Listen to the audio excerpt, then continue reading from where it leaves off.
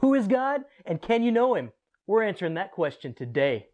Hey guys, what's up and welcome back to A Bite of Brownie. Super pumped that you're here. Jesse's not here obviously, so I'm going to do my best to hold down a 2 to 4 minute segment today on who is God and can you know Him. I think you're going to be pumped about the answer. Who is God? God is a relational being. He's the creator of all the universe. Everything that we know, everything that is in our understanding has all been created by God. He is our creator. He created you and He created me. And He created us for intimacy, for relationship, for depth, for love. He created us for Himself. He is the point. He is the point of all made things because He is the maker. And so I want to try and take Genesis chapter 18 and kind of lay out the groundwork for how God is a relational God, how He'll commune with us, He'll sit and He'll eat with us, He'll walk by us, He'll cross our paths, and ultimately sometimes He'll change His mind. He'll reveal His plans to us, though He doesn't have to. He'll reveal His plans to us and sometimes even change them based upon the interaction with us and what we desire, what we yearn for, and just that whole creative relationship. It's what we're built for. We're built for community with Jesus. So Genesis chapter 18 starts off like this. Abraham wakes up one morning, he's standing out in an oak grove, he's kind of meditating, he's stretching at the entrance of his tent, and he looks off across the oak grove and he sees 3 men. There's the Lord and 2 other unknown men, possibly angels, we won't get into all of that. But there are 3 travelers, and he sprints out to meet them, and he says, my Lord, come eat with us, come in. The cool thing about this is that they come in, they sit down, they have a meal together and have a great conversation. But the thing is, God intentionally crosses Abraham's path. He didn't have to. He could have just continued on to Sodom and Gomorrah, but God intentionally crosses Abraham's path. Secondly, God's not in so much of a hurry to bring justice or to find out the judgment that needs to be incurred upon Sodom and Gomorrah. If you read later on, you'll realize Sodom and Gomorrah, they needed judgment. They were a wicked, wicked people.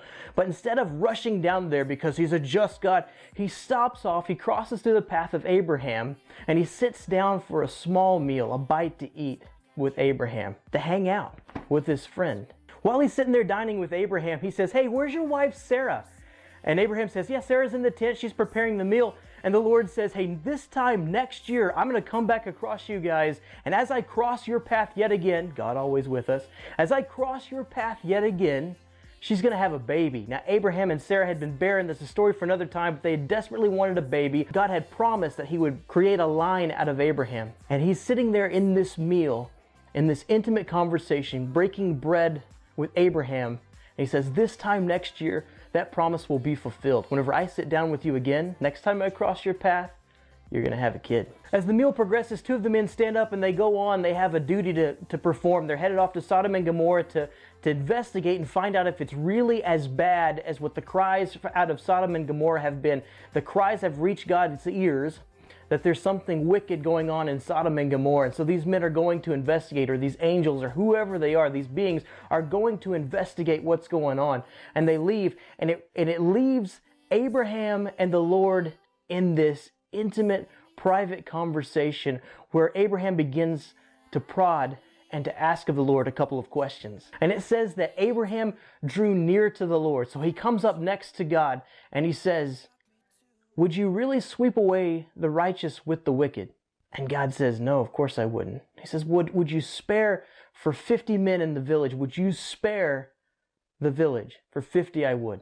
Okay, God, for 45, would you spare the village? Certainly I would. Okay, God, for 40, would you spare? You can tell where Abraham's going down and down and down and down and down. And finally he gets down to 10. He says, "Last time, I promise, last time I'm going to ask, it's the last time. But God, my Lord, if you would, if there are 10 righteous ones in this village," you have to remember his nephew Lot lives in this village. He lives in Sodom or Gomorrah, I can't remember which one, but he lives in one of these towns. And he says, "For 10, would you spare that village?" And God says, "For 10, I'll do it."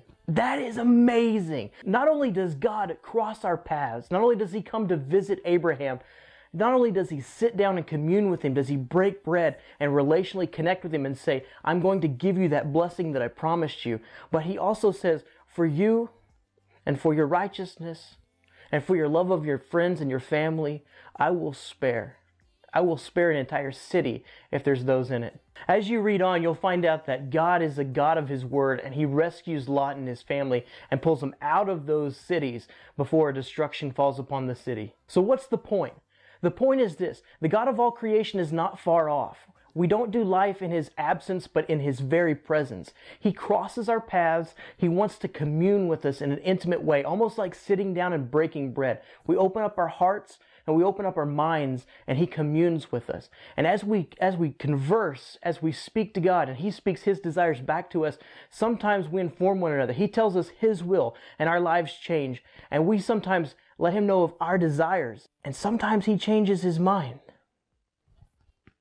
Who is God? He's a loving, intimacy-seeking Creator. Can you know Him? He desperately wants to know you. Hey guys, that's all we got for today. I hope you enjoyed this 2-Minute Tuesday, probably more like a 4-Minute Tuesday. Hope you were blessed by it, and we will see you in the next one. Out.